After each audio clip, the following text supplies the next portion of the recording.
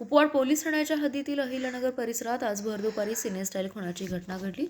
जुन्या वादाच्या रागातून एका तरुणाचा 3 ठिकाणी पाठलाग करून त्याच्या चेहऱ्यावर, मानेवर आणि डोक्यात कुकरीने वार करून निर्घृण खून केलाय। सदर खुनाची घटना आज दुपारी 1 वाजण्याच्या सुमारास घडली आहे। विनायक उर्फ राहुल सुनील कदम असं मृताचं नाव आहे। तर या खून प्रकरणी रमेश मुकेश जाधव, विनायक उत्तम सूर्यवंशी, निखिल अनिल यादव यांच्यासह एका अल्पवयीन मुलाला ताब्यात घेण्यात आलेला आहे। तसेच मयत राहुल कदम आणि विनायक सूर्यवंशी हे दोघे मित्र होते। काही दिवसांपूर्वी दोघात किरकोळ भांडण झालं होतं, त्यामुळे दोघांमध्ये खुन्नसपणे बघणे असे प्रकार चालू होता। यावेळी कदम यांनी सूर्यवंशीला तुला 2026 बघू देत नाही असं बोलल्याचं घटनास्थळावरून समजतंय।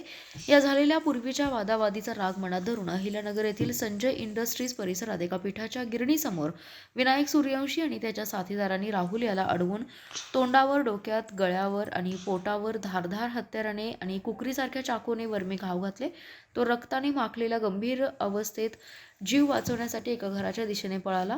गंभीर जखमी अवस्थेत नातेवाईकांनी त्याला दवाखान्यात घेऊन जात असताना संशयित मारेकऱ्यांनी पाठलाग करत त्याच्यावर धारदार शस्त्राने वर्मी घाव घातले। तो रक्ताच्या थारोळ्यात पडल्याचं दिसताच संशयितांनी पलायन केलं। घटनेची माहिती मिळताच पोलिसांनी तात्काळ धाव घेत संशयितांना ताब्यात घेऊन संजयनगर पोलीस ठाण्यात आणून त्यांच्याकडे घडलेल्या घटनेबाबत चौकशी केली असता त्यांनी सदर गुन्हा केल्याचं निष्पन्न केलं।